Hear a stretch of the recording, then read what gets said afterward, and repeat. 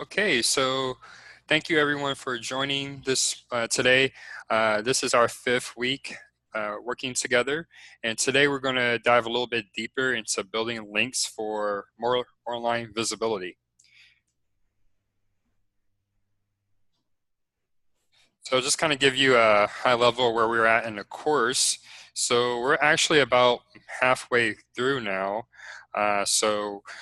We have learned some of the basics of SEO, have covered some of the more intermediate and advanced topics. And today we're going to go over one of the key elements of an effective SEO campaign, and that is link building. Now, as you all know, we touched on this a bit last week during the local SEO session, but this week it's all about link building and all about how you can build backlinks to your websites to improve your online visibility. Now, just a roadmap for today's session. So we're going to discuss the core components of SEO. As I mentioned, links is one of them, content is the other. We're going to go over, again, the importance of links. We're going to visit anchor text, so what it is and how to optimize it for SEO. And then we're going to go over internal and external linking. And then towards the end of the session, we're going to talk about some best practices for building links and some things that you all should avoid when you're going about a link building campaign for your websites or for another client's website. Then, of course, at the end, we're going to leave time for Q&A and some time to go over the homework. But of course, if you have any questions, feel free to interrupt me as we move along. So links and content, they're pretty much the peas and carrots of SEO. They go hand in hand. Content wouldn't be as effective online if there were no links. And links are, you can think of as the roads between different types of content online. So of course you have many different types of content. You have pages, you have posts. So posts would be like blog pages. Pages would be like if you're a service-based business, you have like different pages for your services. You have products, so you have an e-commerce website. Products are just another type of content. Images, so images, as you all know, are very popular on social media and really can help illustrate different concepts and ideas in another form besides text. We have audio, so podcasts are really popular. Video blogs are really popular. Interviews online are really popular. I'm sure you all have used YouTube before, so very popular type of content. And of course, we also have infographics, which is a type of image, but infographics usually go more detailed into a particular topic or concept. And so links are, as I mentioned, the way that these different types of content are connected on the web. So links can come in different forms. You have website navigation links. So pretty much any website or well-designed website is going to have a top navigation menu where you're going to have the home page and different ways to navigate around the website. You have in-content links, which are links between different content on a same website. So we're going to go a little bit more into that further later. You have social media links. So if you share anything on social media that wasn't created by yourself, then it's going to have some link back to a website. So that also serves as a link. And then of course you have external backlinks. And these are, when people talk about a link building campaign, this is usually what people are talking about.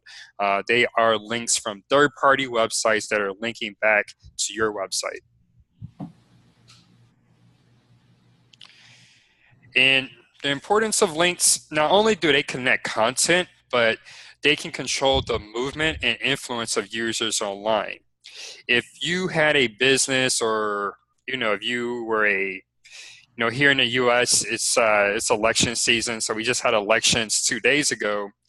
If you're a politician and you're able to get picked up by a large news outlet. So let's say you're a politician in the Philippines and the Daily Inquirer or the Manila Times picked up your write-up and they link back to your website. That influences the way users view you online. Obviously, the Philippine Daily Inquirer is a very popular publication. Many people are reading it every day. And if they read your article and go back to your website, that has a direct impact on the traffic of your website, and it can have a direct impact on, large-scale situations like political elections and other controversial topics. So, very important in influencing the movement of users online. Any questions on any of this before we move forward? Okay. Here's some other reasons why links are important. As we learned last week, they are a major ranking factor in search engine algorithms. And specifically, we're talking about Google. Since Google started maybe that was 1997, 1998, backlinks, links have always been a critical component of their ranking algorithm. It's one of the things that set them apart from other search engines at the time and allowed them to pretty much rule the search engine market for the last 15 to 20 years. Links allow users and search engines to find great content. So if you have a great article on your website, it could be the most beautifully written, the most well-researched article ever written on a specific topic, then that's great. But if there is no way for search engines to find it, if there aren't any links going to it, it'll be very difficult for users and search engines to find it. And that's why it's really important that when you do create good content, you always have some type of strategy or how you're going to promote it, whether that's through social media, whether that's promoting it through other pages on your website, and this is going to be one of the homework assignments, doing outreach for that particular content to get links back to it. In other words, you want to make sure that you have some type of promotion strategy anytime you create a piece of content. Number 3, for website owners, links provide contextual information about your website's content, which helps search engines better understand your brand and website. So let's use Joy's singing website as another example. So if Joy is creating relevant content, whether that's text, blogs, whether that's video, whether that's pictures, there in all ways should be somewhat related to singing or to performing vocally. With enough of that content, it'll be pretty easy to understand that her website, her brand is in some way related to singing, because that's where all of the content is. That's the subject matter for all of the content. In SEO, you call that topical relevance, where this particular website has content on a specific topic. And then finally, number 4, links transfer SEO authority and trust. So if you don't have a very popular website, the best way to increase its popularity outside of paid advertising is to get backlinks from very authoritative websites. So going back to Joy's singing website, so let's say she just started her website a month ago. So she doesn't get many users to the website. She doesn't get much traffic. So she decides to reach out to different publications on a nationwide level, like the Philippine Inquirer or the Manila Times. And if she's able to get a link back from from those types of websites that are very authoritative and have a lot of trust, it's going to boost her authority and her trust for her website. And we've already talked about how we measure authority for SEO. Does anyone remember what we call that? Can you say the question again? Yeah, sure. So we've already talked about last week how we measure the authority for a website. Remember, it was a little bar at the top of the screen. Does anyone? Moz bar. It's called the Moz bar, but do you remember the metric? It's the page authority and the domain authority. Perfect, right on. So yeah, the page authority and the domain authority is one popular way that we excuse me, it's one popular way that we measure a website's authority. Now for trust, we use a different metric called trust flow, and we'll go over that a bit more later. So before we really get into internal links and external links, we need to start with the basics. So, and really the basic of a link is the anchor text and the actual hyperlink to a website or to another page on your own website. So anchor text in a nutshell is the clickable text that users see as a result of a link. And usually the standard is to use this blue color as you see here on the screen. This is, I'm sure everyone's seen this before, right? These little blue links. So yeah, so the text that's highlighted in blue, that's called your anchor text. And this is an article that I pulled. It's about American football, but you can see it's from a very large website, and they pretty much have a page for the players. They have a page for the teams. Yeah. So pretty much it's a very large website. They're going to link to those different player pages and team pages as much as they can.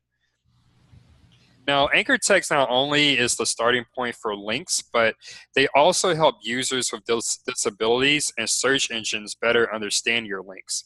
So let's say, for example, going back to Joy's singing website, if she has an article on a very popular publication and the anchor text she uses back to her site are singing lessons for teenagers or vocal lessons for teenagers, then that's going to be a hint to people with disabilities or search engines that her website is somewhat related to singing lessons for teenagers. So that's, again, that's how we build the relevance, and that's how we build the authority for her particular website. Any questions on that? Yes, I have a question. Yep.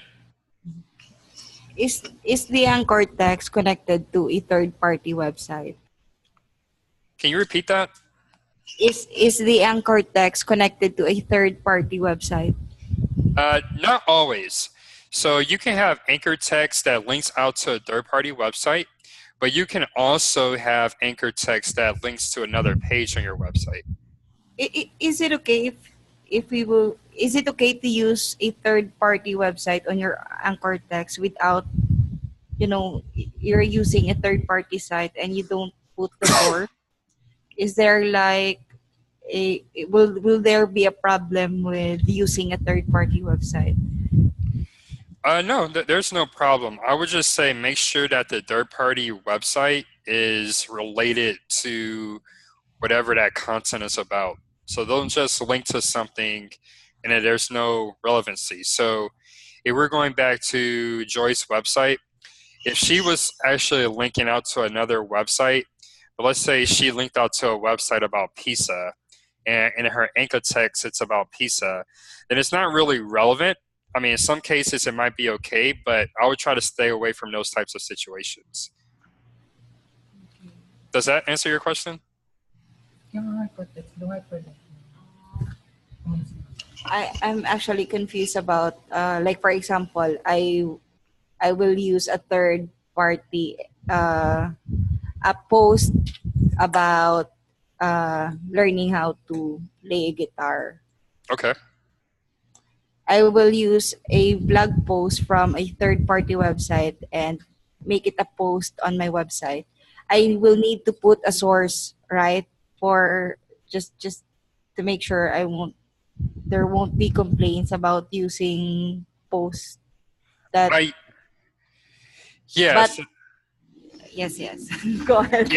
Yeah. So you should definitely, if you're taking content from another website, you should definitely. It's called attributing that content to the actual owner.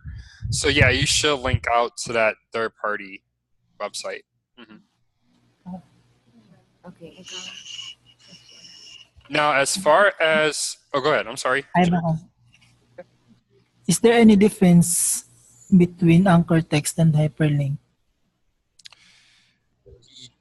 They're kind of referring to the same thing, but there is a difference. So the hyperlink is the actual, I guess, the protocol, the technical protocol that you're actually using to link to another website or another web page. Whereas the anchor text only describes the actual words used for that hyperlink. Okay. Okay. Yep. Yep. Now, one thing on your content, if you're taking content from so Dia, as I understood your example, you're taking content from another website and you're posting it to your blog. Yeah, so with that, you want to make sure that you don't want to do that too often. You do want to create your own content. Or if I could give you a recommendation, if you, let's say, took an article and maybe you'll only take the first paragraph from that article, but then add your own like 2 to 3 sentences on, kind of giving your own opinion about the article and then linking to that article. You don't want to just copy it directly and link to it. Does that make sense? Yes. Okay. Yeah, I just want to make sure you knew that. Okay. Any other questions on anchor text? Okay. So these are some best practices for anchor text optimization. So again, the actual text for the hyperlink. So you want to make sure that the anchor text accurately describes the destination page. So let's say that on Dia's K-pop website, she has an article about, one skill you would have to be able to learn in order to become a K-pop star is the ability to sing. And she actually links to Joy's website, which is about singing, right? So in that anchor text, she should have something related to singing or something related to vocal lessons. She shouldn't use like an anchor text like photography lessons or something, because that's not relevant and that's not appropriate for Joy's website, because she doesn't do anything with photography. So does that everyone understand that point? Yes. Okay. So here's another example. So if Jenna has a guide to the Philippines website, so it's pretty much the ultimate guide to the Philippines. So anything anyone ever wanted to know about the Philippines. And she has a article on that website about photography. So what are some good places to take photographs in different parts of your country? It might be a good idea that she will link to a professional photographer's website. So she could link to Jarek's website about photography. And again, in that instance, the photography or taking photographs, those will all be appropriate anchor text, because that's relevant to the article and that's relevant to Jarek's website. So I just want to drill that point down to make sure we understand. Is that clear? Okay. Okay. So here's another example. So let's say also on Jana's website, she has a article about famous or popular Filipino celebrities. And she has in one of her articles anchor text Bianca Gonzalez, but she actually links to a page about Billy Crawford, right? So that's obviously, can someone tell me what's wrong with that link? 2 different persons.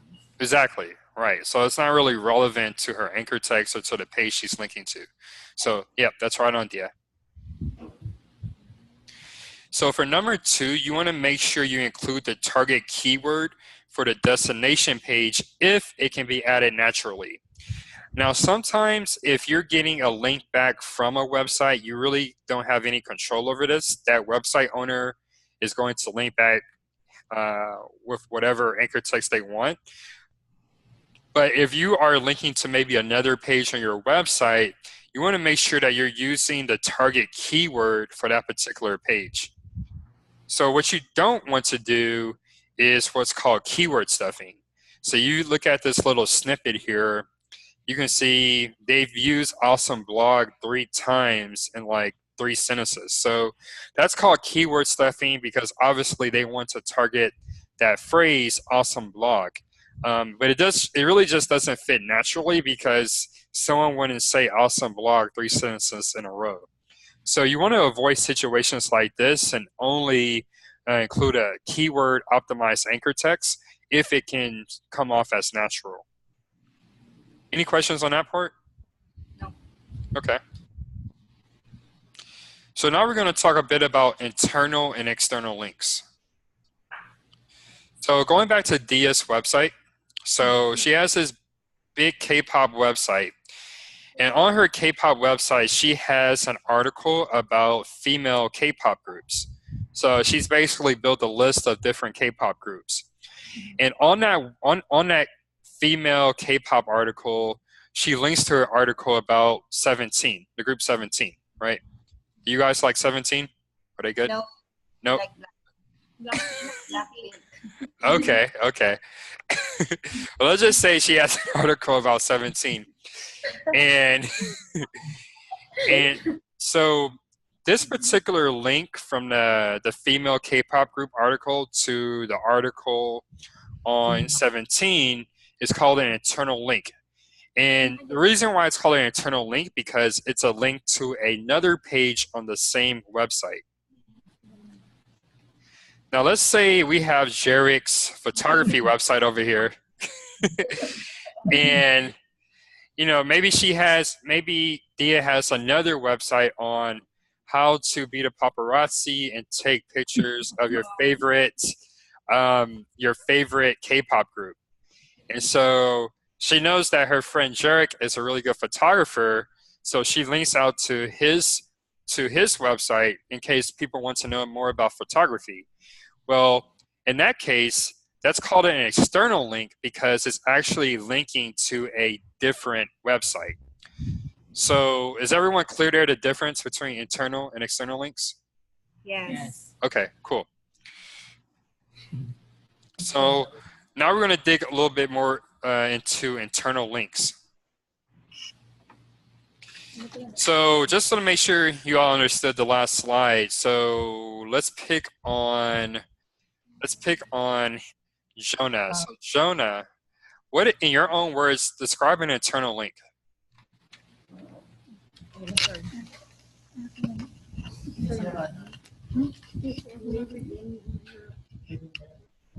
Link within web content, your own website.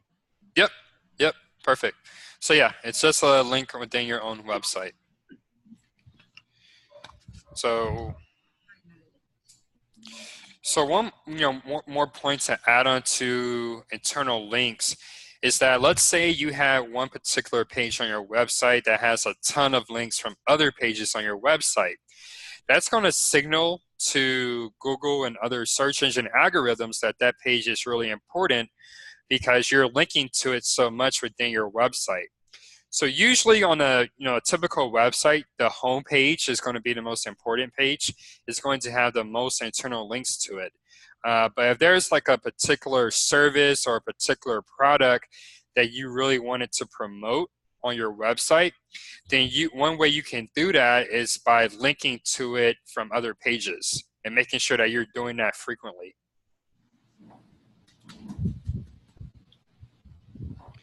So here are some best practices for optimizing internal links for SEO. So again, you want to be helpful to readers. So remember what we just discussed about anchor text, and you want to make sure that you're using useful and helpful anchor text. So that's part of this. You also want to place links where they help the reader and provide value. So if we looked at, let's go back to Joy's website about singing.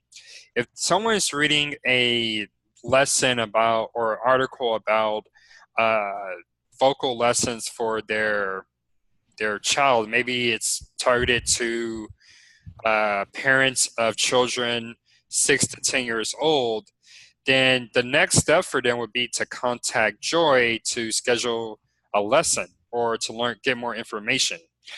And let's say that Joy has different pages for each demographics. So she has a page for 6 to 10-year-olds, she has a page for teenagers, and she has a page for adults.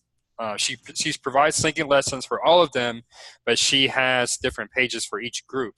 So for those readers who are reading an article about 6 to 10-year-olds, it wouldn't make sense for her to link them to the article or to the page about singing lessons for adults. You should make sure that it matches what the audience is reading about.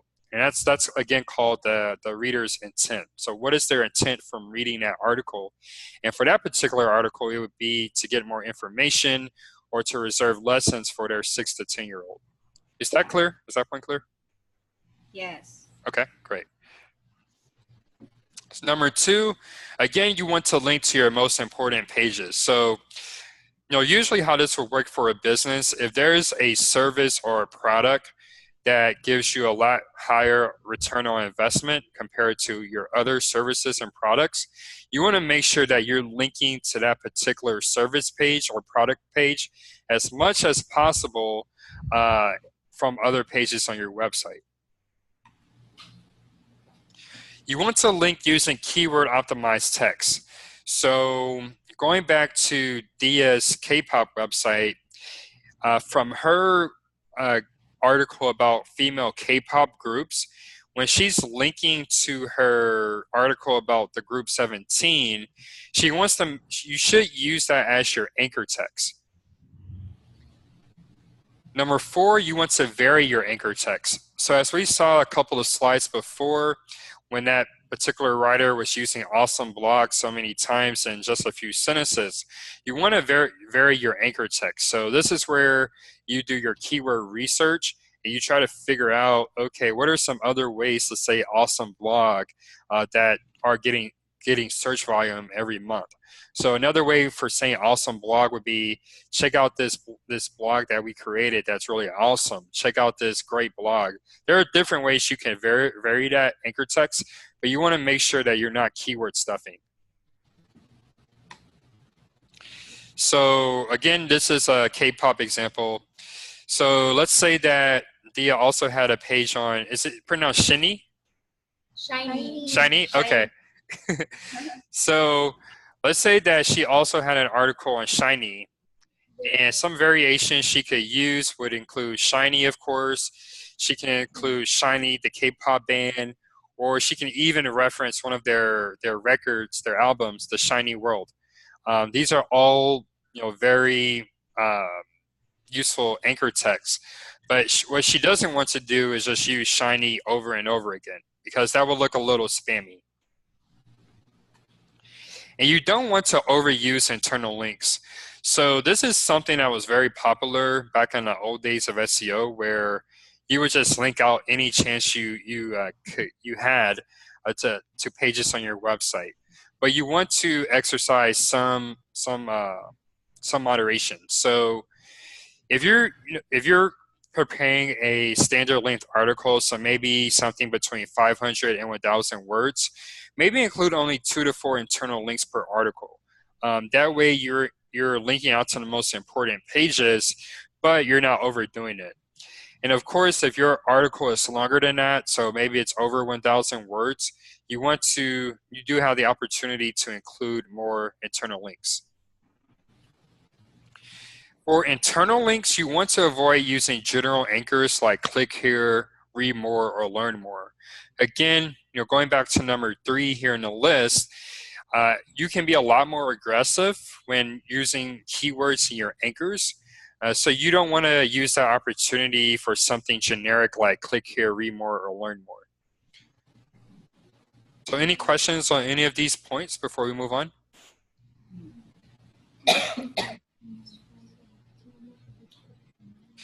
So now digging a little bit further into external links.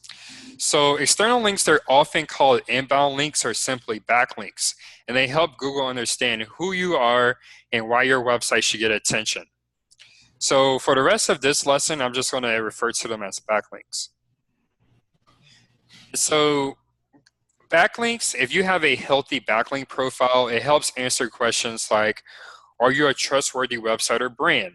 So the assumption here is that if people are linking to your website, to your company's website, then you must be legitimate, you must be trustworthy. So that, if that wasn't the case, they wouldn't link to you. Are you an authority figure for a specific topic? So if Jarek is receiving a ton of backlinks related to photography and taking photographs in the Philippines, then that's a signal that he is probably an authority figure for photography in the Philippines. And so remember, not only is this important for your authority, for your trust, but backlinks with good anchor text is a great way to improve your rankings in Google. Do you provide high quality content that satisfies user search intent? And this kind of goes back to the first point here in the list. So if you're creating great content, then people are going to want to share it with their friends, with their colleagues, their peers. If it's really useful and it solves or addresses a need. So that's why it's really important to create high quality content on your website. And just to make it clear, so a backlink, again, is when a third-party website links to your website. So going back to our example from a few slides before, when Dia links to Jarek's photography website, that's called a backlink. So any questions on any of those points? No. Okay.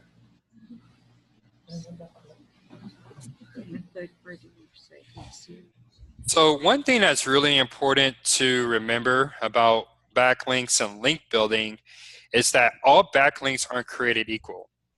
So let's say we have these two websites. We have the website for the Manila Times, and we have the Texan and Philippines blog. So which backlink, Jana, do you think would have more value? The Manila Times. Why do you say that?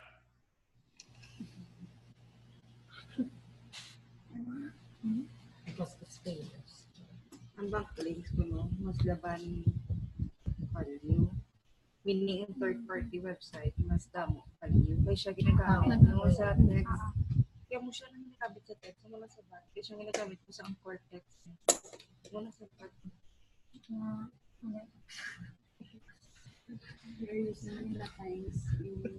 Can I answer that for her? Yeah, sure. Backlinks are third-party website that you use for your anchor text that gives the third-party website more value. Correct. So that's correct, but the question again is, so if we receive the backlink from two of these websites, so the Manila Times and the Texan in the Philippines, Janet answered that correctly, that the Manila Times backlink would have more value. So my follow-up question to that is, why would it have more value?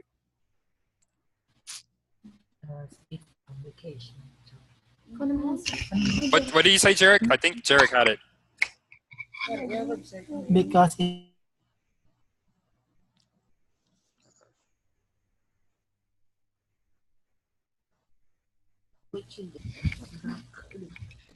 because the Manila Time has more content. Yep, more content. And what else? What else about the Manila Times compared to the Texan in the Philippines blog? It's a much bigger website, right? It's a lot more popular. So that's one of the reasons why it would have more value, because like Jarek said, more content, more users, and just greater visibility than the Texan in the Philippines blog. So is everyone clear on that? Jenna, are you clear on that point? Yeah. So when you're going after backlinks, the key takeaway from this slide, when you're going after backlinks, you always want to try to find websites that are at least at the same level of authority as yours. So you have a similar domain authority, or that are higher.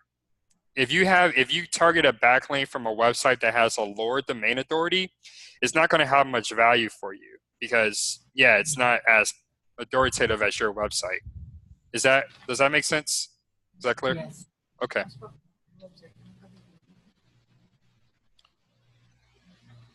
So as you can probably tell from that, so if you had maybe 5 backlinks from websites like the Manila Times versus 15 backlinks from sites like the Texan and Philippines blog, those 5 backlinks from those big websites are going to be more powerful because with backlink creation, quality and relevancy trumps quantity. This wasn't always the case. Back in the old days of SEO, the whole game was to get as many backlinks as you could, as quickly as you could. But a lot of people, they were gaming the system because they were getting a lot of spammy and crappy backlinks. So in 2018, and probably, for the foreseeable future, is always going to be more about quality and relevancy. So these are some ways you can kind of determine, the quality of a website. But you can look at the website trustworthiness, and this is measured with TrustFlow. You can look at the popularity of the linking page. So typically, this is, something that you would spot check, but you would check out that website's or that company's Facebook profile, their Twitter profile, and just see how popular it is. How many likes do they have? Do people engage with their content on social media? Just is their content, is their website, is their brand popular? Number 3, relevancy. So again, this is something that you would spot check. So if you're looking to get a backlink from a particular website, you would just visit that website, maybe just skim through a few of their articles to see what their content is about. So going back to Joy's website about singing, if she was looking to get a website from Jarek, or I'm sorry, a backlink from Jarek's website, then after she skims a few articles, she'll realize that most of his content is probably about photography. And unless she has some article or some phrase that is, or article that's about photography in some way, then it might not be very relevant for her SEO campaign. Number 4, you want to look at the anchor text used in links. So anchor text is really important, not only for internal links, but also external links. With backlinks, you have to be a little bit more conservative, and we'll go over that a bit in a few slides. But you want to make sure that the anchor text that they use is actually good for your own SEO campaign. So let's say once Dia published a backlink that goes to Jarek's website about photography, something that Jarek would probably want to do as a follow-up is to check that article and check that anchor text and make sure that it's something relevant to his business or to his website. Number 5, so you want to look at the number of domains that link to a target page. So this could be, so you basically, if a website has a high authority and it has good content, then it's naturally going to follow that it's going to be able to attract backlinks itself. So you want to make sure that it does have some backlink profile and that those backlinks are healthy backlinks. In number 6, and this is something else that you kind of have to spot check, you want to look at the number of outbound links. There are some websites out there on the web that the only reason why they exist is to link out to other websites. And this was another old school SEO strategy, and it really doesn't work anymore. So if you are looking to get a link back from a website, you want to make sure that there's just not a huge list of other links to other websites. So we're going to go over how you check each of these factors now, but any questions on that before we move forward? No? Nope. Okay. Oh, I'm sorry. And then, of course, number 7, there was one more here. Number of variations used for the anchor text. So similar to what we discussed for internal links, for external links, you should also look at the different variations you should use for your anchor text. And so we'll go over kind of the ideal breakdown for your anchor text in a few slides here. So now I'm going to do a demo with two tools, Ahrefs and Majestic SEO. And I'm going to show you, exactly how we can look for some of these quality factors and metrics that we just went over.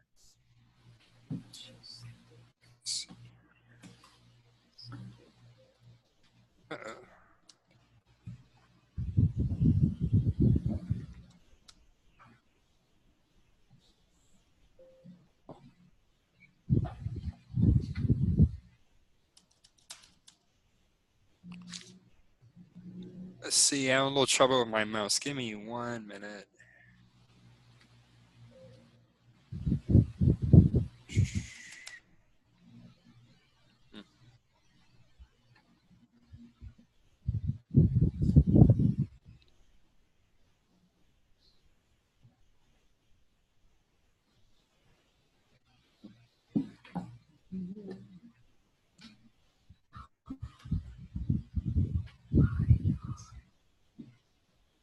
Let's see.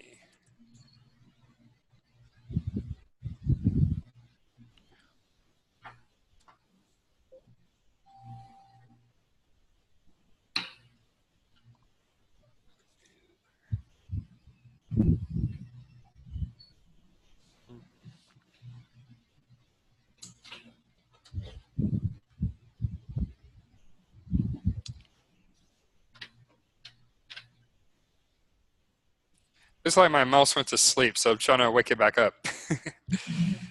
Yeah, maybe I have to close PowerPoint. Let's see here.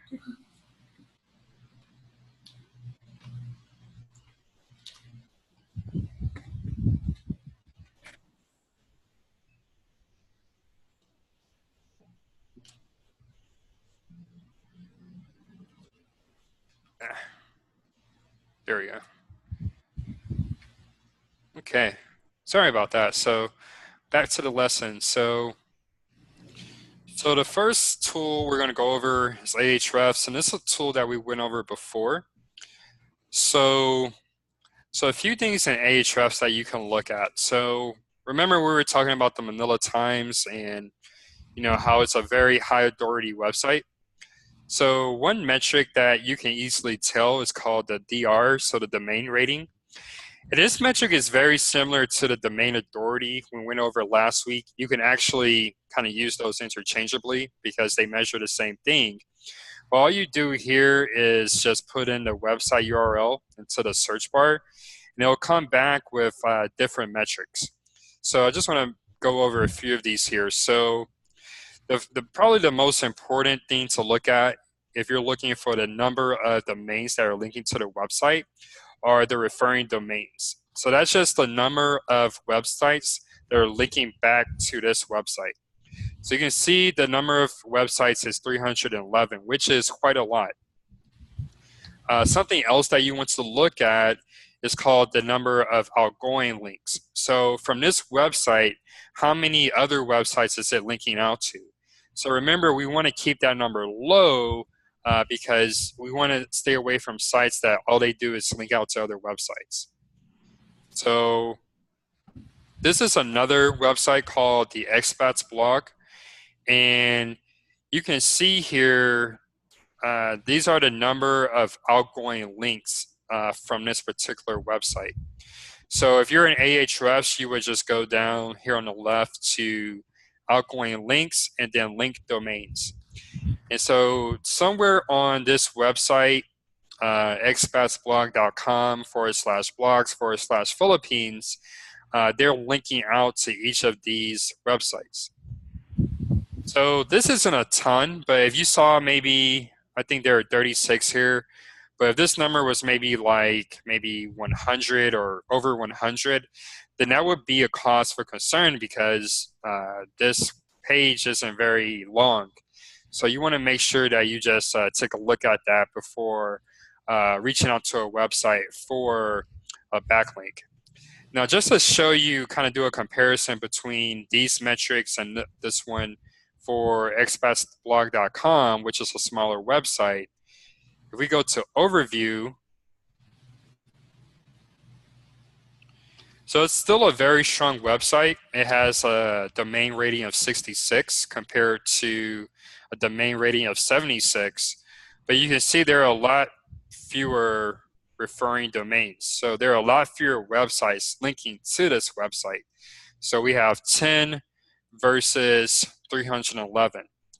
So that difference, so tell me, Joy, so what would that tell you if you saw a big difference like that?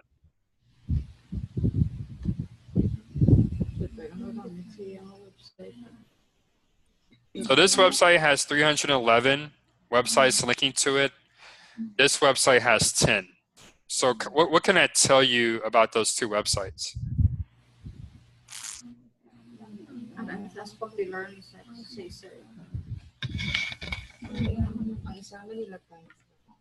The other website is more popular. Exactly. Very good. So yeah, so this website, we can make an assumption it's a lot more popular because there are a lot more websites linking to it. Great, good job. So other than that, so that's how you would find the, kind of the number of websites linking to a website and the number of websites that particular website is linking out to. Now let's look at, some other ways we can gauge popularity. So this is the Facebook page for the Manila Times.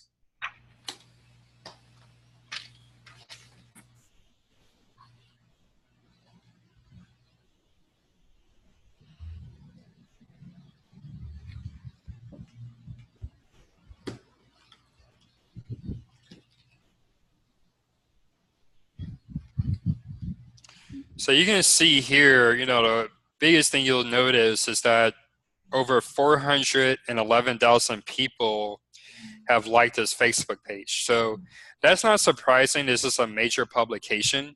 So it's going to be popular. It's going to get a lot of Facebook likes. But even if we just kind of scroll down here, you can see people are engaging with the content. So they're liking it. They are reacting to it. This actually happened last night in my country. So crazy to see it here already. So this particular post has 67 engagements. So yeah, so they're getting a lot of engagement on their post. Now let's compare this to the Expats blog, so the other website we were looking at. So compare 411,000 to 4,000. So a very big difference there, right? So, and we just kind of look here how people are engaging with their posts. So they are getting some engagement, but not nearly as much. So there was one like on that post. They have some comments here. But definitely if you compare it to the Manila Times page, definitely not as many likes and as many reactions. So the way you would use this, guys, is let's say if you were looking at different websites where you wanted to backlink, maybe you wanted to write a guest article for that website. Well, you want to see if they're popular on social media, because that's a good signal of how popular their content is and how many people are visiting their website. So that's one way you can look at the popularity of the website. And of course, you can also look at Twitter. So first, we're going to go to the Manila Times Twitter profile. So 55,000 tweets. They're following 139 people, and then there are about 79,000 people following them. So a lot of followers. And one thing that you can always look at to tell if a brand or a website is really popular, the gap between the number of followers and the number of people that brand is following. Usually for high authority publications that get a ton of visibility, this gap is going to be huge. There are going to be a lot more people following them than people that they are following. Now we look at Twitter for the other website. So you can see they have a fairly large Twitter following, but not nearly, less than half of that for the Manila Times. And you can see they're actually following a lot more people. So that tells me that this particular brand, this particular website, probably, they definitely have a following, but probably not as popular as the Manila Times. So that's how we gauge popularity for a website. Now, the last metric that I want to go over today during this demo is the first bullet point in that list. So that was the trust flow. So the trust flow is pretty much a metric of how trustworthy your website is compared to other websites. And really, what that measures is the link quality of your backlinks. So remember when I mentioned that quality trumps quantity? It's a lot better to get 50 really good high quality backlinks versus 1,000 crappy and spammy backlinks. So pretty much this number will tell you what that is. It'll give you a measure. And so this is one of my test dummy websites that I use for different things. But you can see it has a trust flow of 14. So you basically want to make sure that this number is as high as possible. And the other number here is called citation flow, and that's a better measure of your quantity. So over time, you want to make sure that your trust flow is higher than your citation flow. Or, if possible, you want to make sure that metric is as close to 1 as possible. And so that metric would be your trust flow over your citation flow. So it would be like a ratio. And the closer that number is to 1, the better. So any questions there? Again, this is a tool that we haven't gone over before, but it's called Majestic SEO. So you can just go to majestic.com. You should be able to sign up for a free account for just one website, and you can take a look at all of these things on a website that you own. And there's actually going to be, for one of our homework assignments, I've shared a few tutorial videos that'll help you dig a little bit deeper into the tool. But any questions on any of these tools, or how we would analyze a website? No? Okay. So going back to our slide deck here. So we've talked about internal links, we've talked about external links, we've talked about anchor text. So with all of this information, the next step is learning more about link building, which after we go over all of the on-page SEO, we do all of the technical SEO that we discussed in weeks prior, that's usually the next step for an effective SEO campaign. You want to get out there and start building links back to your website. So in link building, it's often called a science and an art. So, obviously there's a scientific part of it where we're looking at these different metrics like domain authority, page authority, and trust flow. But it's also an art because you have to figure out how you can create content and how you can create reasons why people will link back to your website. So link building, again, is simply the process and strategies used to acquire backlinks for your website. And in the link building world, there are two schools of thought. You have the white hat link building and you have black hat link building. So white hat link building, these are typically considered more ethical, and they limit the risk of a Google penalty for your website.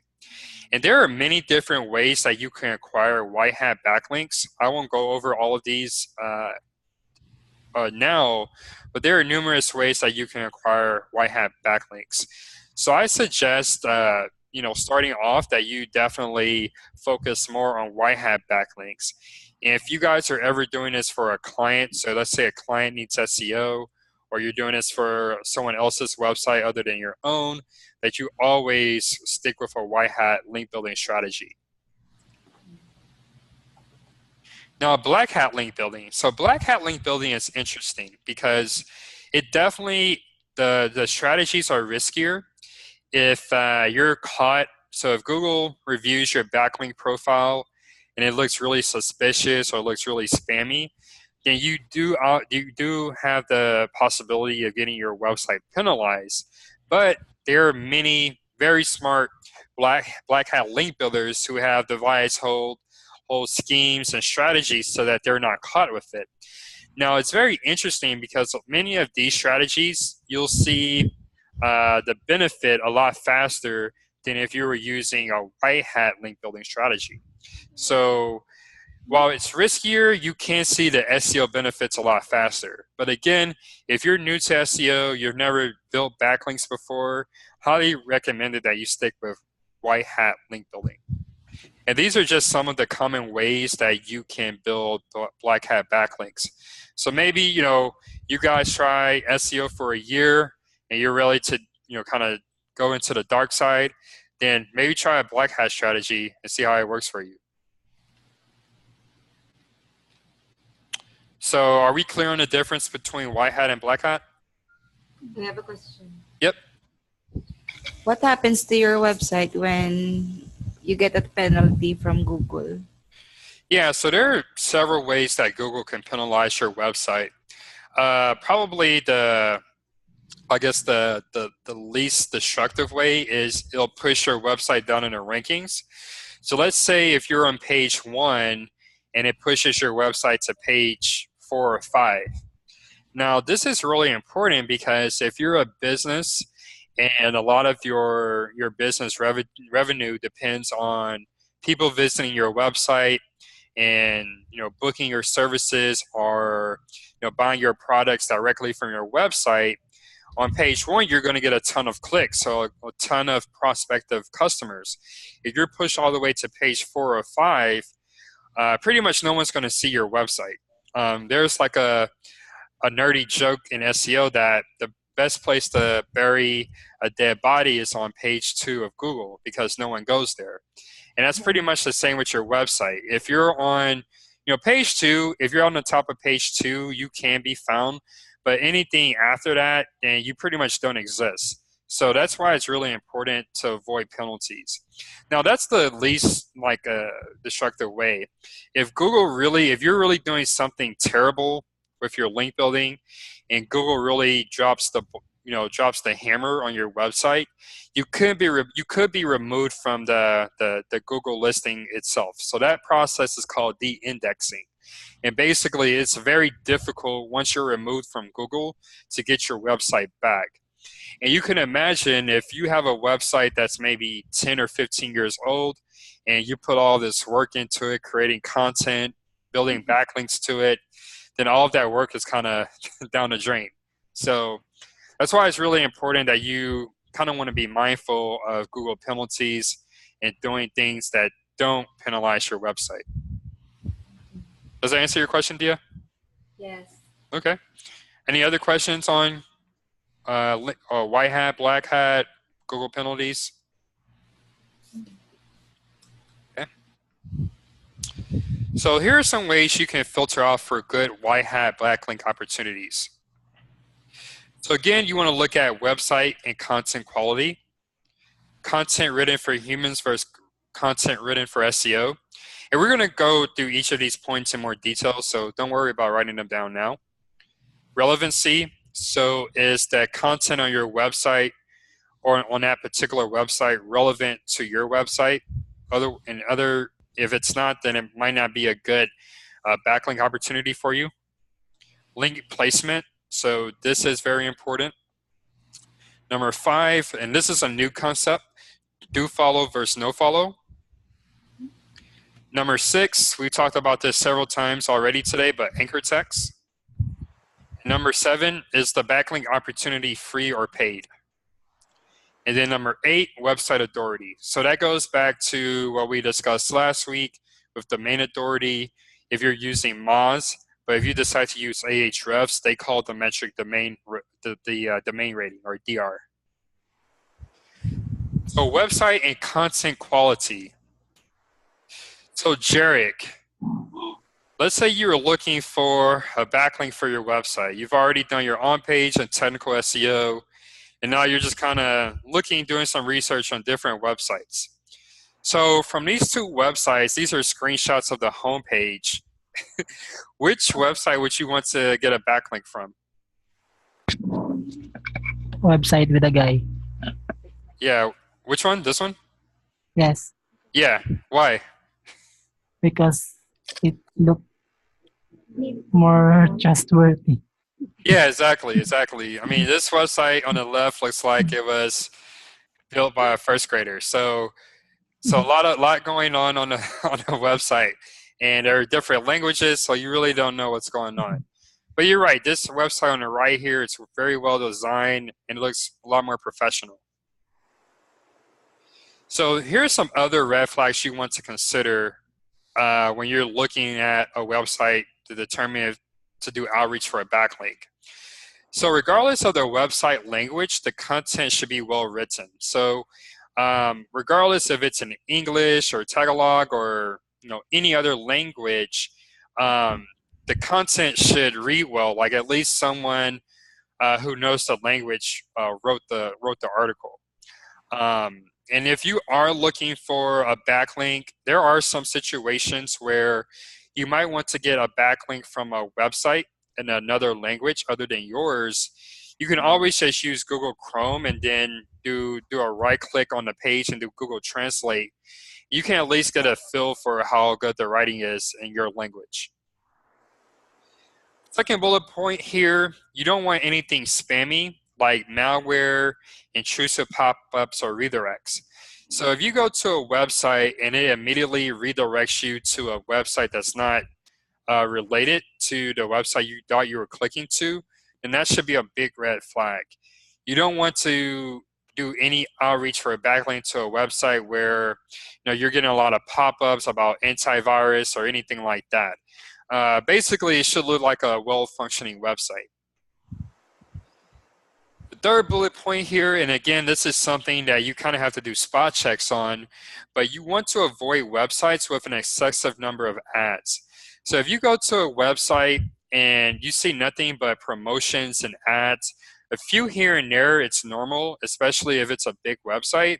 But if all of the content on a website are advertisements, then that should be a big red flag that you want to stay away from that website. And then the fourth bullet point here, does the website represent a real, genuine brand? So, the guy on the right here, he's a very popular actor here in the U.S., Michael J. Fox. But this is pretty much his brand, his name, and you can tell he has a Facebook page, he has a Twitter account. But pretty much some of the ways that we looked at before and how you would determine if a brand is legitimate, do they have a Facebook page? Do they have a Twitter page? Do they put out content regularly on their website? Do they have a blog? Those are the type of factors and areas you want to look at to determine if a website represents a real and genuine brand. In the SEO world, there are many providers out there that they will build a website, they would put content on it, and they would manipulate the metrics that we went over. So there are different ways you can manipulate your domain authority or your trust flow to make it, to inflate it. So it's not a good measure of the quality of your website. But one always surefire way you can determine if it's a real brand, a real website, is if it has a regularly updated blog, if it has regularly updated social media profiles. So those are things that come with experience, but some things that you can spot check where you're looking to acquire backlinks for your website. And again, I want to go back to the point about Google penalties. So if you're getting a ton of backlinks from websites that are low quality, so they check the boxes of all of these bullet points here, then that positions your website to get a Google penalty. And we talked about the reason why you don't want to get a penalty for your website. So that's why you want to make sure you pay attention to these bullet points. Any questions there? Okay. So content written for humans and not SEO. So this is directly related to the previous slide, but again, there are some SEO providers out there. They'll create a website and they'll just create content that it was obvious that was written for SEO. So one of the common ways that you will write content for SEO is, again, it's called keyword stuffing. So you'll see here on the left-hand side, Google's example of keyword stuffing. So this particular keyword is custom cigar humidors. So we sell custom cigar humidors. Our custom cigar humidors are handmade. If you're thinking of buying a custom cigar humidor, please contact our custom cigar humidor specialist at custom.cigar.humidor@example.com. So, Joy, what's wrong with that? What's wrong with that paragraph?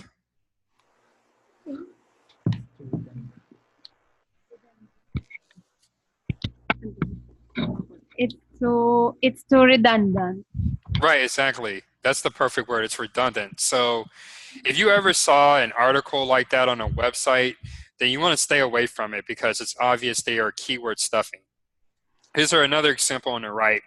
Keyword stuffing is bad for SEO. Why is keyword stuffing bad for SEO? Because search engines are too smart to fall for keyword stuffing. Keyword stuffing is an SEO trick that doesn't work.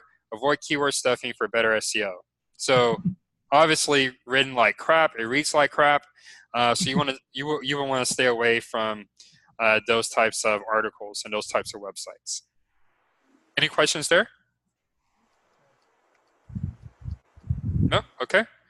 Moving on. So third point here is relevancy. And so we talked about this a bit today, a few times today, but you want to try to build backlinks from websites that are relevant to whatever topic your website is about.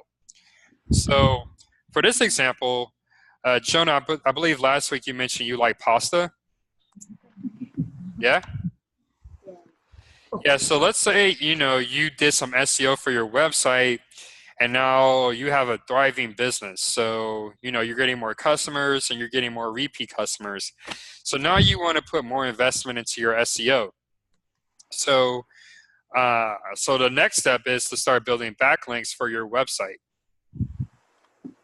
So the level 1, and that's here at the very top here, are geo-targeted and niche-relevant websites. So something that would be very geo-targeted is anything related to the Philippines and anything related to your city or area, your region. And then niche relevant, pasta is usually Italian. You want to make sure something that would be really niche relevant is an Italian blog. So if you're able to find a Filipino website that talked only about Italian food, then that would be a very high potential backlink opportunity for you. Now moving further down, and I'm just going back to this little triangle, this little pyramid here on the left. So the second level is 100% geo-targeted. That's your level 2. So this is something that's related to the Philippines or related to your area. It doesn't necessarily have to be related to Italian food or to pasta. And so a common example of this is a Filipino business directory. So something that's related to Filipino business or businesses in your specific area. Now the next step here is niche relevant. So this doesn't even necessarily have to be related to the Philippines, but it's related to Italian cuisine. So for your business, you might want to start adding your business on different Italian restaurant review sites for expats. People who are visiting the Philippines, who are visiting your area, and they're not familiar with the area, they might want to try your restaurant. So getting reviews would be a great way to attract more customers to your business. And finally, we have 50% niche relevant. So this is something that's not related completely to Italian food. It's not related completely to pasta, but there is some overlap. So an example of this would be an online food directory. So this could be a directory of different eateries and restaurants in your area or in general that you could add your website to. So this would be your level 4. And then, and then number 5 in the last level is something that's somewhat niche relevant. So for this example, it might not be related to the Philippines, it might not be related to Italian food or food itself, but you're a female business owner, so you might want to get a backlink from a blog that's dedicated to female entrepreneurship, or female entrepreneurs, I should say, and female business owners. So that would be, something that would be good for your niche relevant 25%. So usually the way this goes, and the reason why we're using a pyramid, it's going to be very rare that you find something that's both geo-targeted and niche relevant. It's very rare. So that's the reason why when you do find these opportunities, you should really go after them. There are going to be a lot more opportunities like level 5 that aren't completely related to what you do or what product you offer or what service you offer, but there's going to be some overlap. So, a blog for female entrepreneurs would be an example for Jonah. So is everyone clear there on kind of the relevancy and how you should go about finding relevant opportunities? Any questions? No. No? Okay, great. So link placement. So this is something else that you have to do a spot check for if you're looking for a backlink from a website. So these are the common places that you would receive a backlink. So you can receive a contextual backlink. And so basically this is a backlink within the content, within the paragraph itself. These are the most preferred because they are the most natural. It's very rare that you're going to get any type of Google penalty from a contextual backlink. Another common example is a sidebar link. And this would be very, this would be something that would be very prevalent if you're linking to other pages on your website. But basically, this is a website on a sidebar, so it can be on the right-hand side or the left-hand side. And it'll link out to a particular page. Now, remember when I mentioned that many SEO providers, they sell backlinks. That's all they do is sell backlinks to people who need backlinks for their SEO. And so commonly, they will actually just link to your website from the sidebar, which isn't always a good opportunity because if there are, let's say, 500 backlinks in that sidebar, then it's obvious that they're only linking out to websites. That website really has no other purpose. So again, there are exceptions, but typically I would say stay away from sidebar links. And then finally, you have footer links. And so you can see here, this is a snapshot I grabbed from a dentist office here in my city. But you can see here in the little red box, it's a company called WEO Media. And basically, how this works, I'm assuming that WEO Media either designed this website or they do marketing for this particular dentist. So they included a backlink to their website. And this is very common for marketing companies and website design companies that they'll include a footer link back to their website. It's just another way for them to build backlinks. So this is okay actually. I would say if you're ever getting a footer link, so maybe if Interrupt Media is working with a client and they want to link back from that client, they can include a link in the footer and use Interrupt Media as the anchor text. Usually, if you use the brand name or your company name for the anchor text, you're usually going to be okay as far as avoiding penalties. But if we're talking from a general standpoint, you always want to go after contextual links. Those are your best opportunities. So any questions there? Okay. So do follow versus no follow. So this is a new concept we haven't gone over. But do follow basically means that that particular link passes what's called link juice to the target website. So again, let's say if Dia links to Jarek's photography website from her K-pop website, and she links to it with a do follow link, then she would actually pass link or SEO value to Jarek's website through that link. That's called a do follow link, and that's usually the default in WordPress. You also have no-follow links that do not pass link juice to the target website. And so let's say on Dia's website, she also links to Joy's website. We used that in an example earlier. But instead of using a do follow, Dia doesn't really like Joy's website. So she links back to it with a no follow link. So basically what this means, it's still a backlink, but it's not going to pass any SEO value to Joy's website. And this is something that you would have to change manually in WordPress. I'm actually going to create a video or share a video with you all so that you can see exactly how to do that. But that's how you would, these are the difference between do follow and no follow. So it's really important to have a mix of both for a natural looking backlink profile. It's not natural that every website that you receive a link from is going to link back to you with a do follow link. So a target mix you should go for is 80% do follow and 20% no follow.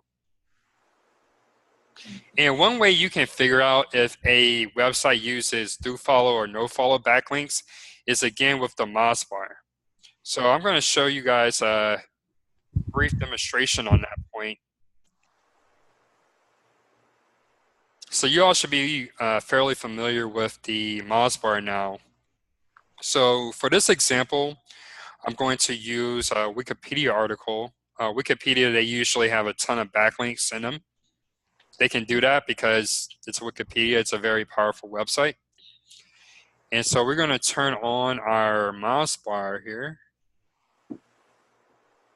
And just so you know, Moz bar has two ways you can use it. So you have the simplified version, which if you see the number here, that shows you the domain authority for that particular domain. So Wikipedia has a domain authority of 97, which is really high.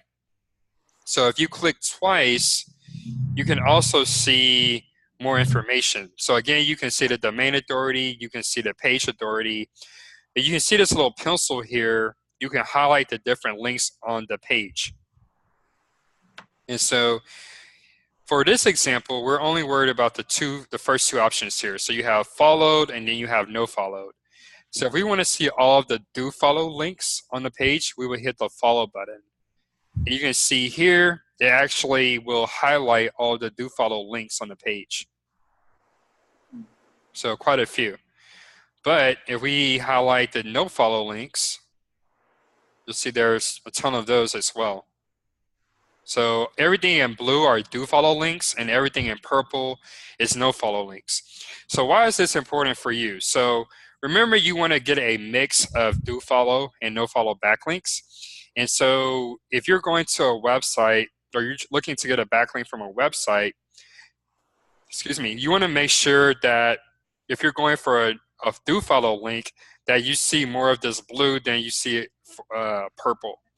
And it's always, when you're reaching out to that website owner, it never hurts to ask, would your backlink be do follow or no follow? It's good to know that ahead of time. But that's how you would use the Moz bar to find your do follow and no follow backlinks. Any questions there? Okay. So going back to our deck here, just to make sure you guys understood that point. So Jana, tell me, what is the difference between do follow and no follow?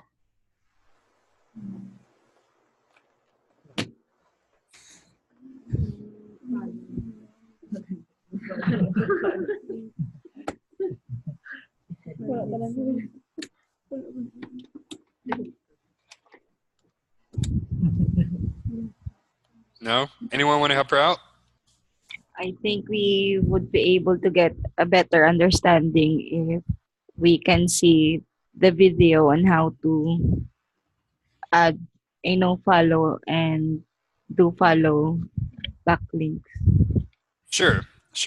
But the point about that video idea is that it's going to show you how to do it on your own website. But if you're looking at a different website, you're not necessarily going to have access to their backend. So you also need to know how to determine if a backlink is do follow or no follow. Does that make sense? Yes. Yeah. So again, I just want to make sure you guys get this point. So do follow, it passes SEO value to your website. No follow, it doesn't. That's really the difference there. And that's really confusing. Really? So how can we clear that up a little bit more? To follow. Can you simplify the explanation. explanation? I didn't quite hear you. Can you please simplify the explanation for do follow and no follow? Sure. So, okay, I'll try to use another example. So let's say I have a very powerful website. I have 2 websites, right? And one of them, I only give out do follow links. So nothing else except do follow links. So let's look at Leonard's beautiful drawing skills once again. So let's see, we have, so this is going to be my do follow website. And this is going to be my no follow website. Okay. And let's just draw a little circle. So this is going to be do follow, and this is going to be no follow, right? And let's say your website is brand new, and you're just looking to get any backlinks you can to your website. So we understand the value of backlinks, right? Right. So you reach out to me and you say, hey, Leo, I would like a backlink from one of your websites. Now, knowing that your website is brand new and you're looking to get an SEO benefit from it, I'm going to link to your website. So this is Dia's website. I'm going to link to your website from my do follow website, because I know that it's going to give your website the most SEO benefit, the most SEO value. And when I say SEO value and benefit, that means it will increase your website's authority, it will increase your website's trustworthiness, and over time, that will help increase your website ranking in Google. So that's the benefit of a do follow backlink, is that it's going to help with the SEO value of your own website. Is that part clear? Yes. Actually, Okay, what about for everyone else? can you please tell me if I am correct? Mm-hmm. So to follow backlinks are links on your website that you would allow other websites to use for their benefit. Is that right? Correct. It's gonna pass more benefit than a no follow link. Yep. Yep. I-set mo na sa website kung i-follow mo, kung i-follow. Kung i-allow mo na ipagamit sa iba. And no-follow websites are links that you don't want others to use. Is that right? Right. So no follow links, so they don't have as much SEO value as a do follow link. And so you might wonder, why do you need a no follow link then? Well, you want to make sure that your backlink profile, so the total collection of your backlinks, is natural. And so you want to have a mix of both do follow and no follow backlinks. So let's say you've done link building for 6 months and you notice that all of your backlinks are do follow. So that should be a sign to you that you need to start adding some no follow backlinks so that there's a better mix. Does that make sense? Yes. Yeah. So in that case, then you would start building no follow backlinks to your website. So you would go out there and you would look for opportunities where you could add no follow links to your backlinks profile. Is that point clear? Yes. Okay. Is that clear for everyone? Yes. Okay. So yeah, so the key takeaway here is do follow provides SEO benefit. No follow doesn't provide SEO benefit, but for a healthy backlink profile, they're both needed. Yep.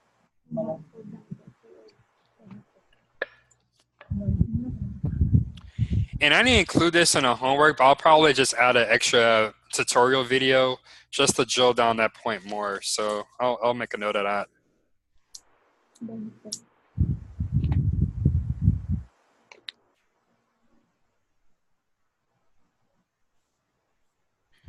Okay. So any other questions on this particular point? Do follow versus no follow? Okay. So anchor text for backlinks. So a healthy backlink profile will have a good mix of anchor text and types of anchors. And so kind of what we talked about before, you want to make sure that your anchor text varies.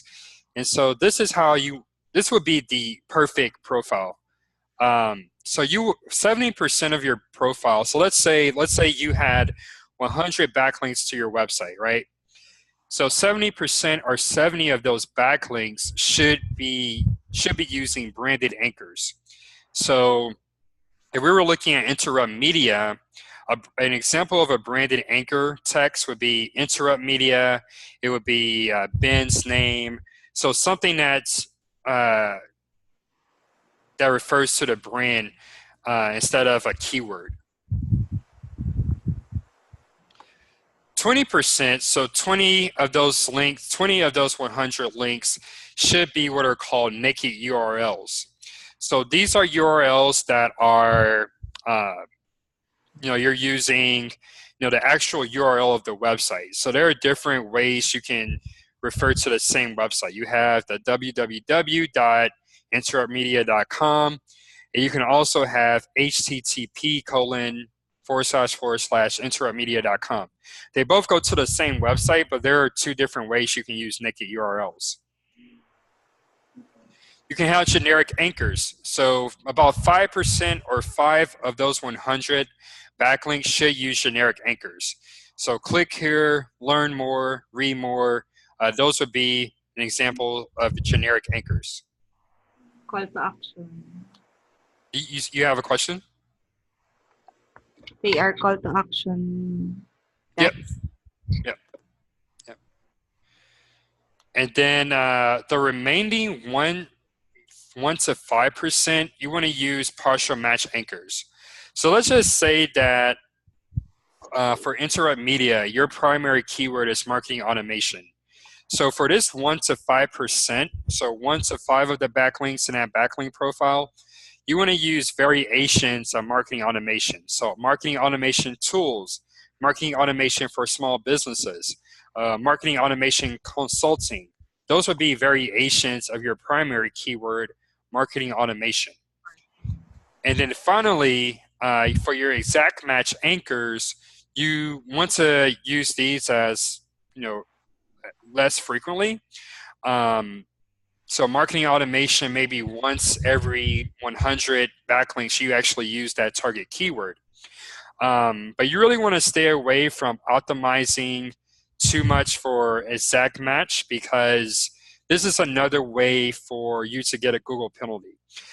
So let's see, for example, interrupt media, you have 100 backlinks, and for 97 of those backlinks, you're using an anchor text marketing automation. So that doesn't look natural at all, because no way are 97 different websites are going to link to you with the same phrase. That just doesn't happen in real life. So that's why you want to make sure that you vary your anchor text to avoid possible penalty from Google. So are these different anchor types clear to everyone? Yeah. Okay. And I'm going to part of one of your homework assignments, I'm going to ask that you all read an article. It's going to go more into detail, but you can actually check this in Ahrefs to figure out. Yeah, you can go to Ahrefs to figure out what your anchor text profile looks like. So if we go back to Ahrefs, so you can see here, this is just a sample, but this is for the Manila Times. So you can see this would be, can anyone tell me what type of anchor this would be?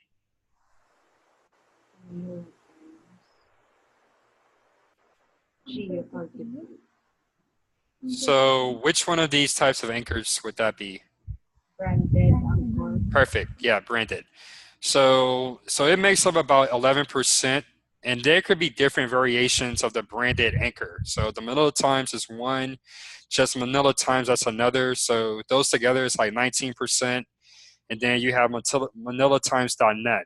So what type of anchor is that? Here. Naked. Yep, naked URL. Perfect. And then what type of anchor would China harass Philippine boats? What type of anchor would that be? Partial. Partial. Yep. Very good. Very good. So that's how you can kind of gauge whether, how your anchor text profile looks. And you're never going to get those percentages perfect. I would say kind of just use those as benchmarks when building backlinks to your website.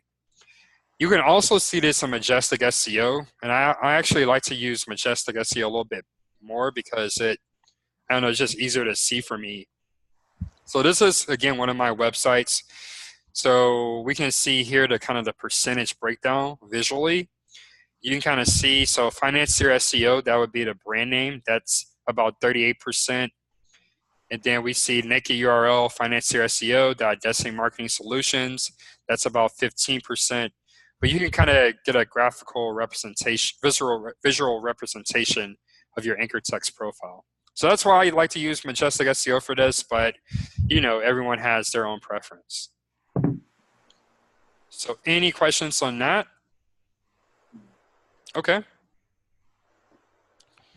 So going back to the presentation here. So just some link building best practices. You want to build links to your homepage and to other pages on your website. So using the Interrupt Media website as an example, the majority of your backlinks should be going to the homepage, so interruptmedia.com. But then, once you start building backlinks to that page, you can start building some backlinks to, maybe the services page or maybe to the About Us page. That will give your backlink profile good diversity. We've already went over do follow and no follow and anchor text, but you want to make sure that you keep a good mix of each of those. So you don't want all no follow, you don't want all do follow, you don't want all of your anchor text to be the same thing. So you want to keep a variety. And again, the reason why you do that is to avoid Google penalties. And really the key takeaway here is keep it natural. So, if people were naturally linking to your website, there would be diversity because no two people would link to your website the same way.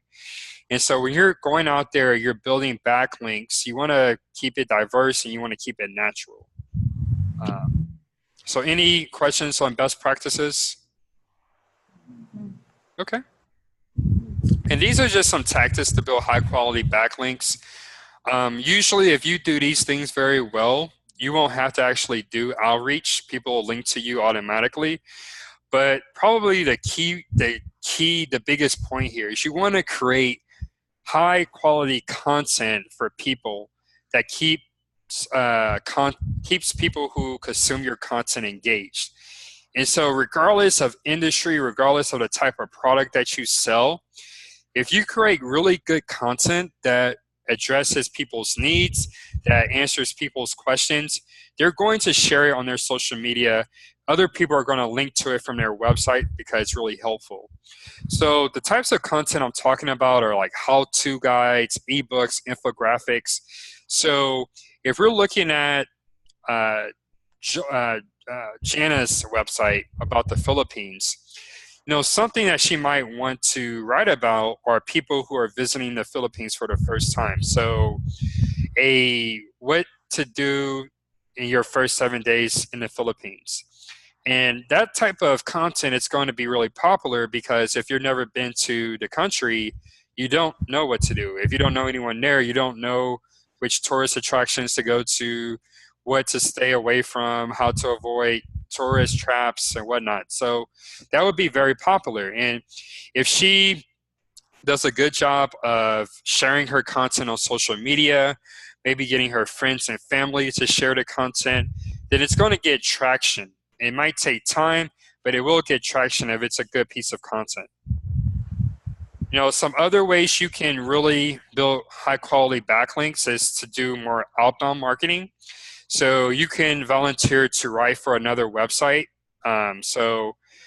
Thinking about Dia's website, K-pop, let's say that there's on a larger level, there's a website just about pop culture. And this is pop culture anywhere, not just Asia. Dia could be the K-pop expert. So once a month, she writes a new article for that big website about K-pop or something new, a new album, group on the rise or emerging. She writes something new and trendy about K-pop. That's a great way for her to expose her brand to a new audience. And the more people that you expose your brand to, the more people that are going to visit your website and share your content and link to your content. So that's one way that you can use outbound marketing to acquire backlinks. And then finally, there is a resource called Help a Reporter Out. And so basically what this is journalists, how journalists, when they're preparing a news story, they might look for a quote from an expert.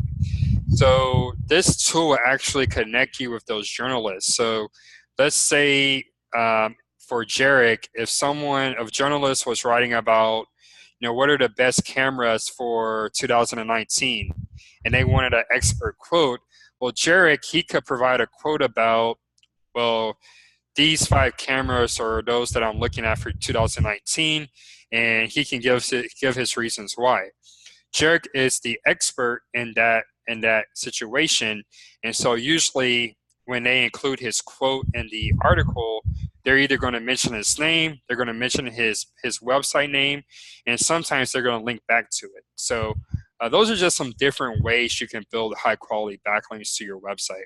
But it all starts with being an expert, being an authority in your space, and creating really good content. So any questions there? Okay. So that brings me to the end of the session. So are there any questions about anything we covered today or anything we covered in previous weeks? Okay. So homework for everyone except Dia. I want to see your websites. I just want to make sure that we are making progress. It's great to have these weekly sessions, but I want to make sure you're getting a hands-on experience as well. So please send me your websites when you have them. And I promise I won't judge. I just want to see how you're doing with the SEO. But just a few just kind of want to go over the homework. So I'm going to have you all review a few articles, review a few videos. I'm going to provide some more content about do follow versus no follow, just to make sure you all understand that concept better. We went over 2 new tools today, Ahrefs and Majestic SEO. So there's a few videos that I want you all to review for that. And then I want you to do outreach. So I want your goal to be, by the end of this course, is to have a few backlinks going back to your website. And I think since we went over link building today, that I think this will be the perfect time to start. So I prepared a how-to video on how you can get in touch with someone for a backlink. But one thing I didn't cover is the actual email. So I want you guys to be creative, and if you're reaching out to a website, what would you tell them or what would you say to them to get them interested in linking back to your website? And if you need any help with that, feel free to reach out on Slack, but I just want to see what you all come up with in that email communication. So I want you to start thinking about how you can build backlinks to your website based on what we discussed today. And then number 10 here, we also talked about internal links, so linking between pages on your own website. So I want you to go through your website and add internal links to the different pages. This is a really good SEO practice and will really help with your SEO. And then of course, I want you to go through the questions for this week. So before we finish, can someone tell me the difference between do follow and no follow? Provide SEO benefit. Provide.